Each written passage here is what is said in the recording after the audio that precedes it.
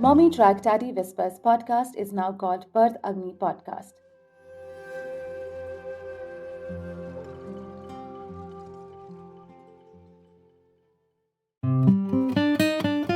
Hi, how are you? We are in episode 6, and this is a very special episode. We have our first guest today, and it is a conversation with a father.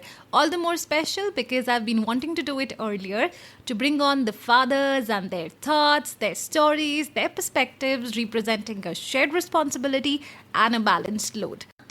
We often hear stories of women and mothers, and there's so many more that still need to be talked and heard of because we typically live in a lopsided society. But after becoming a parent, I realized the need to talk more and more about the role and responsibility of fathers in parenting. So here we are, but before an intro. Welcome to Mommytrack Daddy Whispers, a podcast where we discuss women, postpartum, and parenting as a whole, without subjecting it to motherhood or fatherhood. This is a bi-weekly podcast where we share my experiences and learning as a new parent, with an intent to align diverse experiences and grow into a community wherein we mutually uplift each other. My name is Divya, and please join me in welcoming our first guest today, Daniel. Hi and welcome. So glad to have you. Hey Divya, thanks for having me on this talk shows. As for people who may know, I'm a former colleague as well as a good friend and well-wisher to Divya. I'm glad that I've been chosen and invited to share some insights on parenting from a father's perspective. I'm a dad myself to a lovely 2-year-old son, and today in our discussion, I'm hoping I relive the memories from the time I became a father, the journey so far, the parenting lessons I've learned, the challenges we typically face when upbringing a child, and how life has evolved and brought a change to my being. Yes, that is the purpose, to take you down memory lane and you take us along and share your story and experiences. To all of you, Daniel and I have not connected in a while, and I'm really curious to know his story. So, Daniel, I'm gonna give you an easy one to start with. Here's my first question. One of the most cliche questions on earth, but very relevant to this conversation. How has life changed after the baby? Oh, it's definitely changed for the better. I cherish fatherhood. It's just a wonderful feeling to see your own grow in front of your eyes. I've definitely grown stronger, confident in taking care of a child from the time he was born. I was more reclusive and trying to be very cautious at the time when he was born. But now I think I've grown out of it. I'm being more confident, and I have those strategies in hand where I can handle him better. And the basic thing is when a child is born, you just need to understand that your routine completely changes. Like back in the days when I was a bachelor, or probably when I was married, I had a different routine for life. But now the routine which I have is completely with my child at the center of it. So a less time for myself, or less time being spent with my wife, or even like having those meeting with friends, going and playing cricket or anything as such.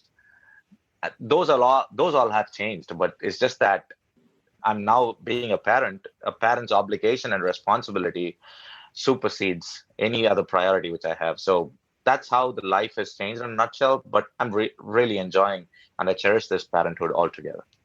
Yes. And I live here with my family, and we have everybody helping each other with the child. But to be honest, there are times that I still feel overwhelmed with the amount of time and presence and perseverance needed to Absolutely. raise the child. Needless to say, I'm still growing and learning myself, but Yeah, I mean, it's so blessed to have around grandparents and relatives and uncles and aunts and cousins to be around the children. My kid right now is in India. I'm in the US, and I'm definitely missing him. But I'm so happy, on the other hand, that he's able to spend time with the extended family there. He is actually learning a lot from them. He's being affectionate with most of them. The others take care of him as their own.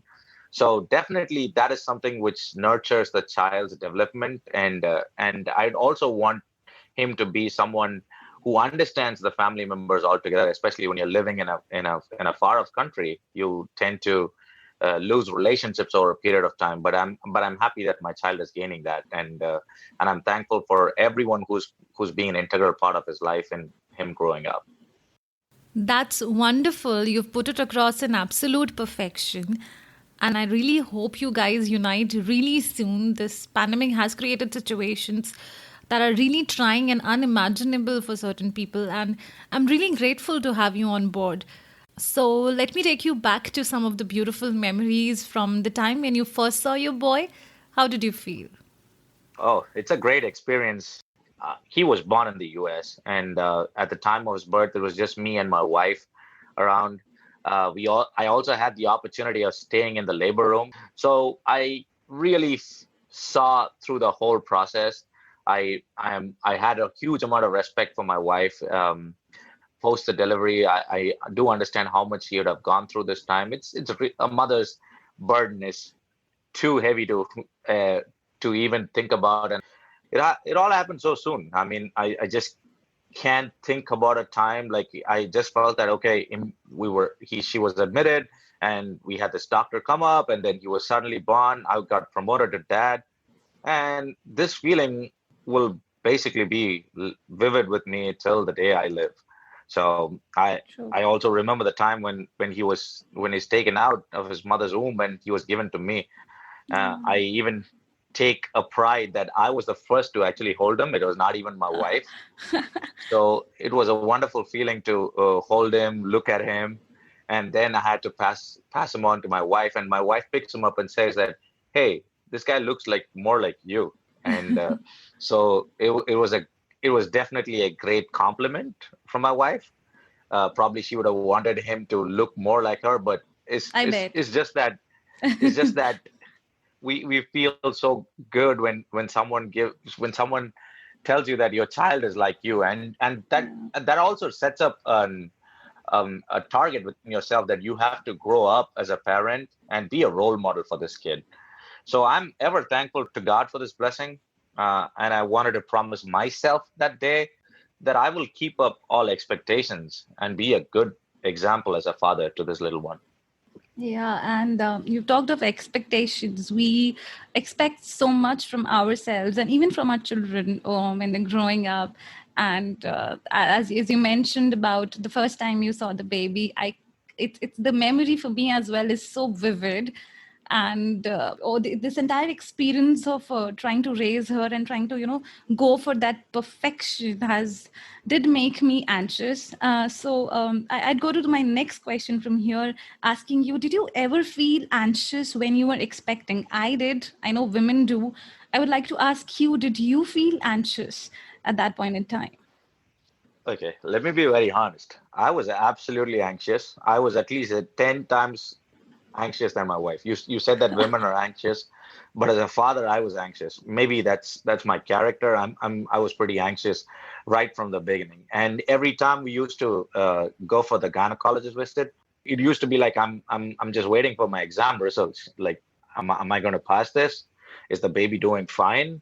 Is he growing really well? So it was anxious all throughout this time, but I'm glad that it worked in our favor. And also one such thing was they were asking my wife to keep count of the kicks he's doing Yes, when she tough. was nearing the delivery date. So I remember, like, I used to be so much pushy on my wife, asking her each and every time, like every 2 hours, I used to keep asking her, did he kick? Did he kick? As soon as I get up in the morning, the first question which I'd ask my wife would be like, hey, did he kick? And she'd be like, oh, baby, I'm sleeping. And I'd be like, did he kick? And she was like, I don't know. I was sleeping. Like, I really don't know if he kicked. And I'd be like, hey, get up, go walk, go get yourself a glass of water, do something and see if he kicks. And my wife used to be like, oh my God, this guy is just being a pain. My wife used to be coming and telling, I think you're basically disturbing. You'd be sleeping right now, and you're just trying to wake him up. And I said, hey, I'm just following the doctor's instructions. I just want to see if he's kicking, if he's growing well, and he's keeping well. So that's how anxious I was. Like, I mean, I was definitely very nervous. At the same time, I was in prayer. I used to pray a lot for my kid rather than what I've done for myself. It's just I knew that I'm being an observant and a worrying parent even before he was born. Yeah. Yeah, I totally feel you. This brought me to the time when I was towards the end of my pregnancy, and the kicks were really, really, what do I say? They were really Heavy. heavy. Yeah, thank you. They were very heavy. And I would feel everything shaking and confusing it to be an earthquake for a teeny weeny second and wake my husband up. But these little weird and funny things, they make us believe back in nature and see how miraculous it is, the entire procedure is. Absolutely. I mean, it's like I have wondered signs more than any other time during this whole delivery process, right? You just to see how the baby is growing from a small embryo to having his organs develop.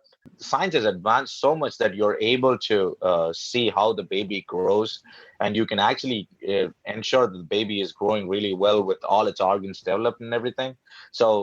I had wondered on science more than anything during this point of time, and I'm thankful that God has made this beautiful creation, and He's Yeah. also enabled us, basically any human or mammal or anything, that you're given this wonderful blessing to produce your own, and that brings a joy to any parent's life. Yeah, true, true. And we imagine so much during the expectancy. We feel our life is gonna be like is gonna be like all the more beautiful after the baby. So to me, having a baby was I had so many expectations from this experience of being a mother, and I imagined it in a certain way. But to me, this was a little surprising in the beginning. So I came in for a shock actually. So I wanted to ask you, was this entire what was the start of your parenting journey? How was it? Was it surprising, or was it just the way you imagined it to be? I would say surprising for sure. I mean, good surprises, bad surprises. I wouldn't say shocking though, but you try to prepare as much as you can physically and mentally for the arrival of the child. But at the time the baby is to come, you have so many doubts and questions which comes around you, right? But I believe that we try to prepare ourselves. We get mentally ready, and also there is a whole lot of difference in how a previous generation got ready for a baby's arrival to this generation, True.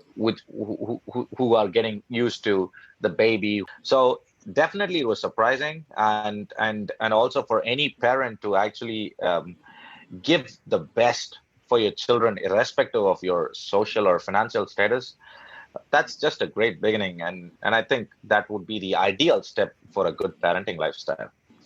Yeah, I totally agree with you on the pressure that the new generation takes towards parenting, and I think we are far more aware of the smaller things that the children do. So we're trying to analyze the process that children go through in the way they develop themselves and how beautifully they learn things on their own. They're learning things on their own all the time. So Absolutely. yeah, again, it's a joy of being a parent to see nature unfold itself in different ways, and we learn so much from our children. It does help us become better human beings somewhere down the line. True. I agree. Yeah, and let me ask you, what were the initial indulgence activities for you? Any funny serious incidents, for example, cleaning the baby, or Are you asking about cleaning the poop? Absolutely. That is probably something that. which is exciting for any parent to do. But yeah, as a first time parent, I sometimes used to be so nervous to even pick him up or feed him a bottle or anything.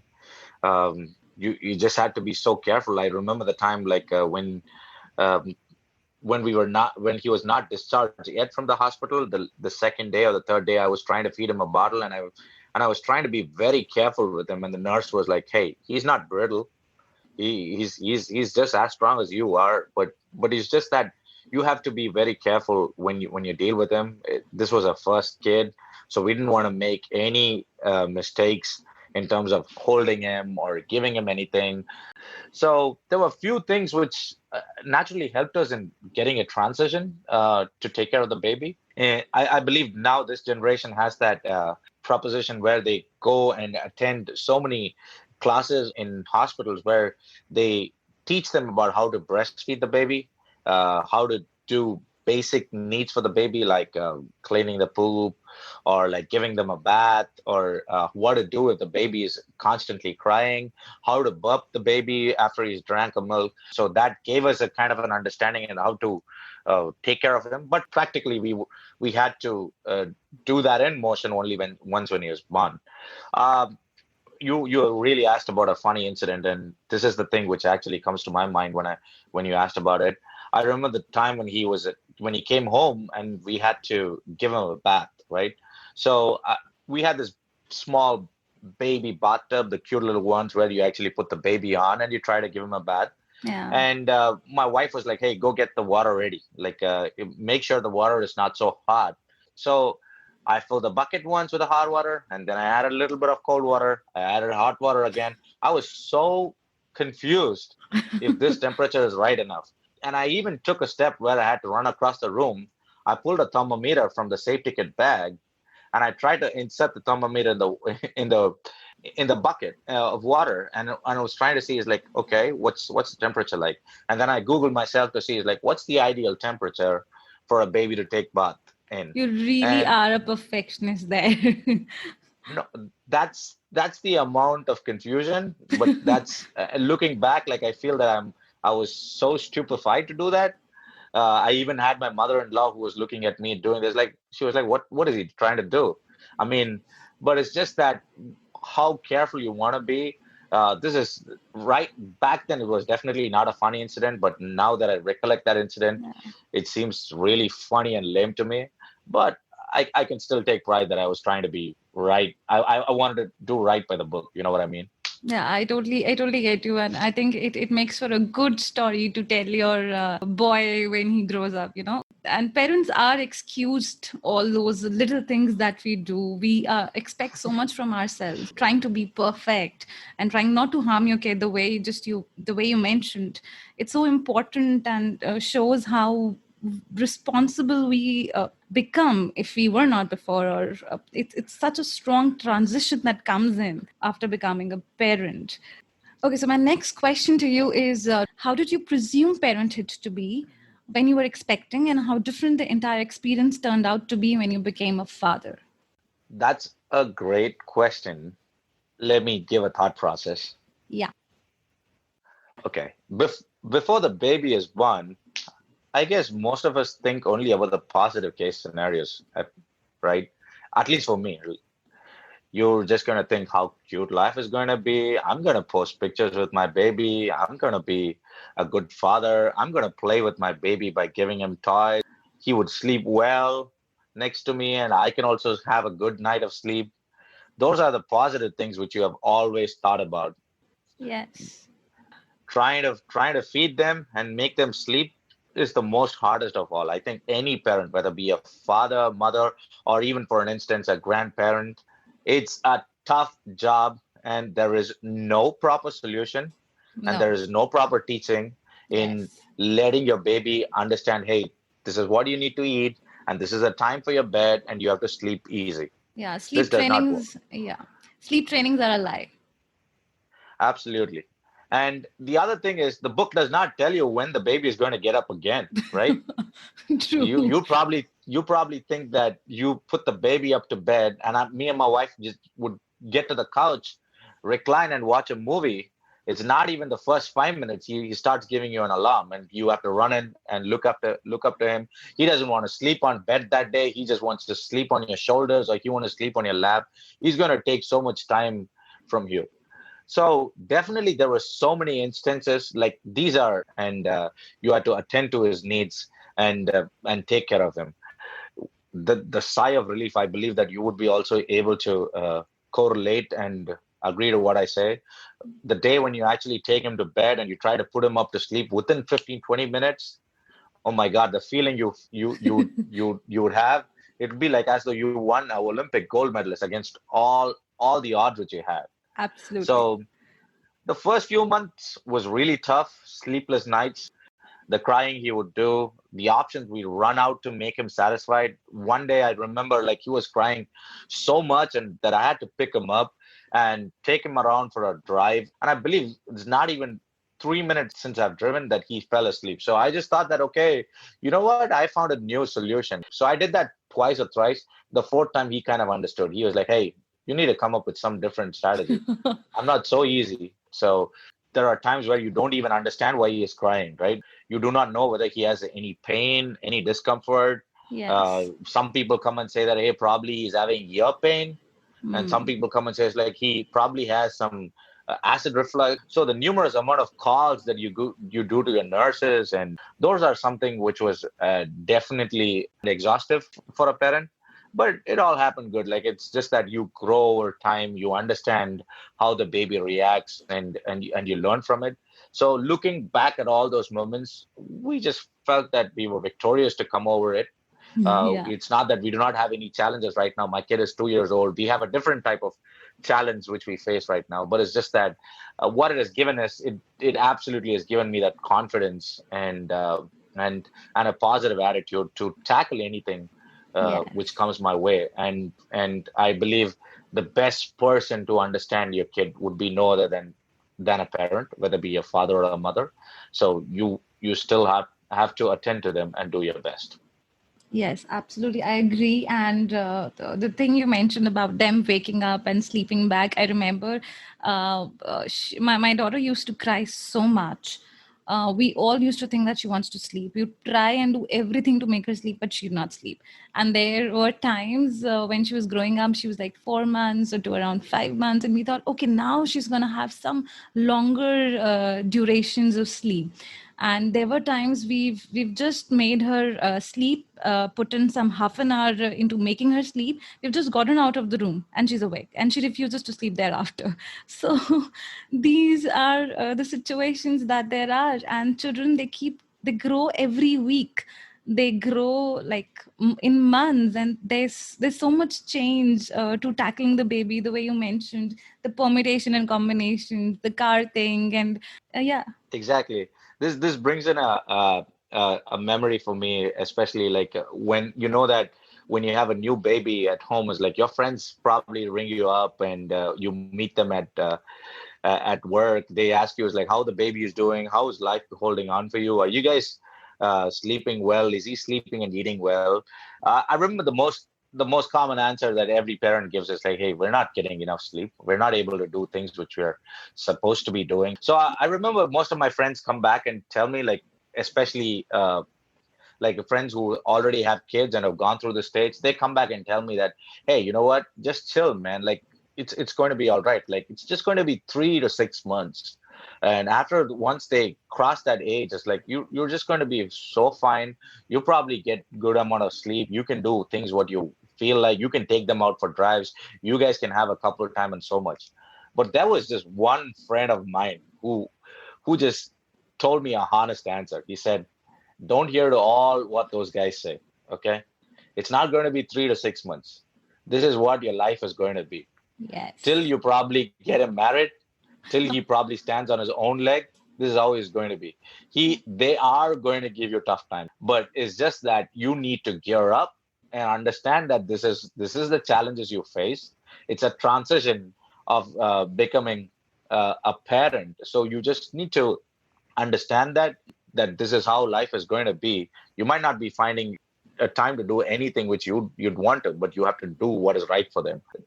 I think we just need to understand that we are as a parent, and every time of this of their growth, there are different challenges which we have to face, and we just have to take it heads on and move ahead.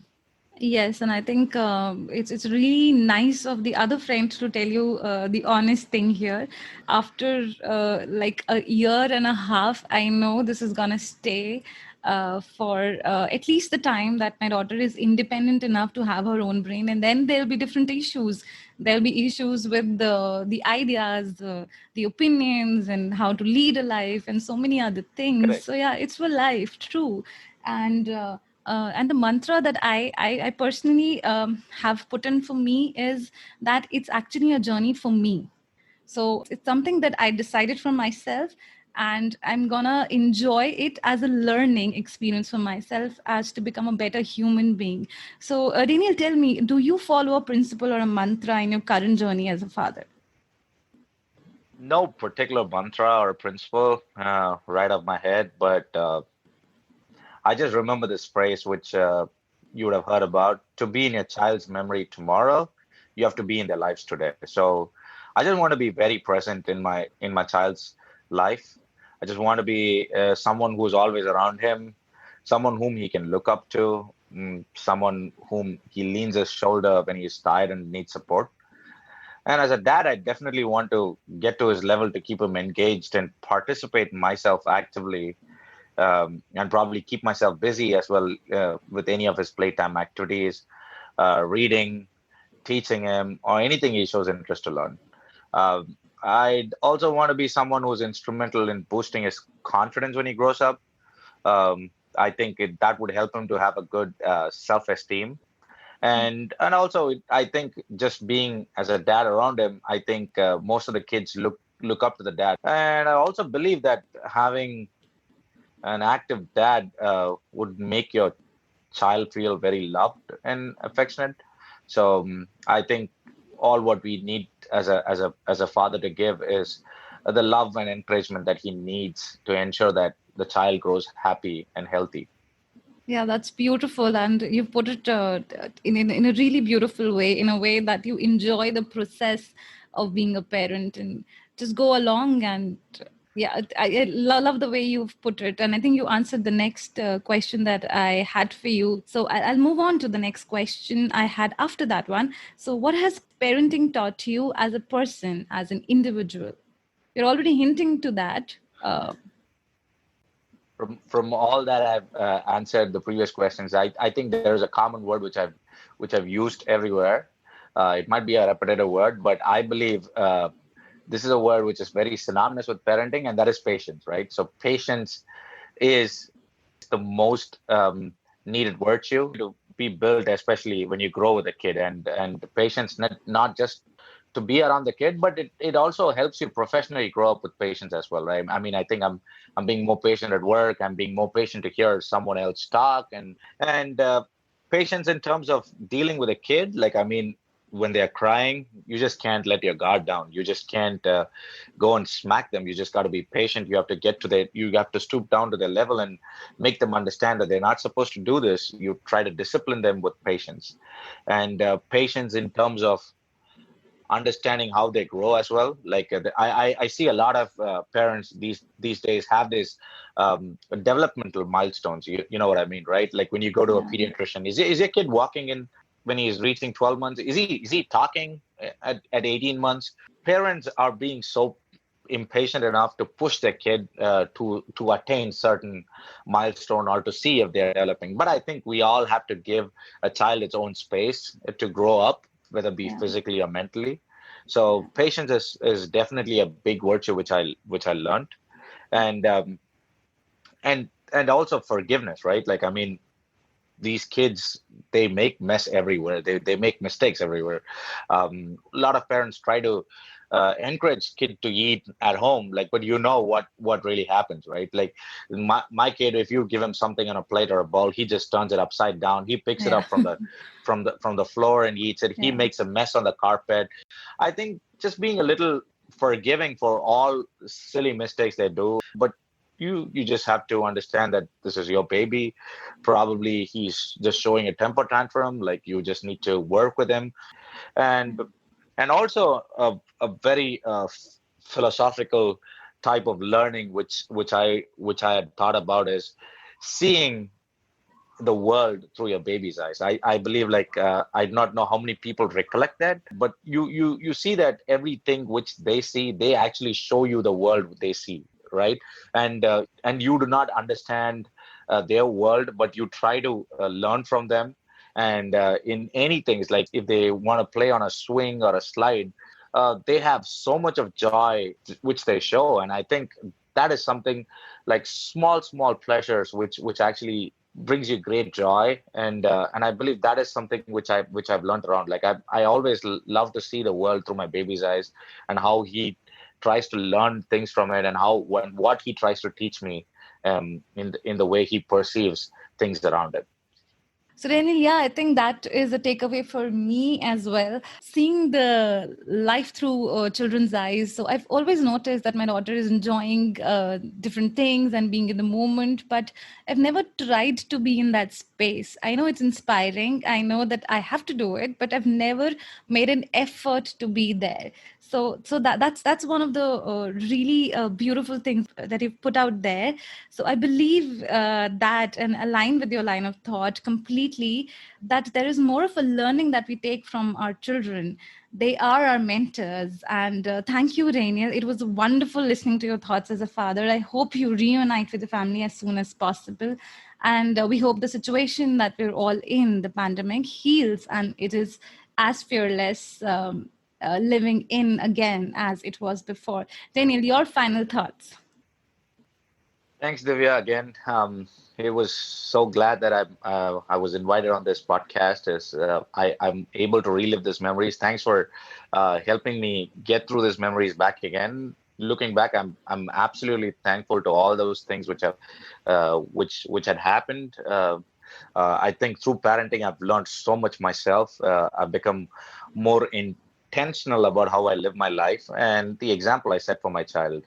I think as any parent, whether be a father or mother, we just want the best ourselves to be to them. And I believe that we strive every day to do that. And thanks again. Thanks for your wishes. I hope that yes, I reunite with my family sooner. I'm definitely missing the little one. But again, I'm happy that he's spending quality time with his grandparents and relatives in India. So, yep, stay safe and talk to you soon again. Yeah, and I'm sure it must be hard. And it was a wonderful conversation with you. I've learned so many things from you, the way you see things. And I think I'm going to imbibe some of that in my life as well. On that note, I'm deriving my parenting tip from the end of our conversation. And that is to learn a thing or two from our children. Consciously, that is writing down what we're going to learn from our children and adopt that. We often see inspiring behaviors from them, but do not pay heed, just like I said, or notice enough to adopt that in our lives. This week, do that. And write to me your experience. You can contact me through my Instagram handle at @divya.kapoorofficial. There you'll find my email ID in the bio. If you like listening to us, please subscribe, share, and write to me. I'll be waiting and bringing to you another episode very soon. Till then, stay safe and keep listening. Thank you, Daniel. It was a wonderful conversation. I'll connect offline. All the very best. Happy parenting. Cheers, guys.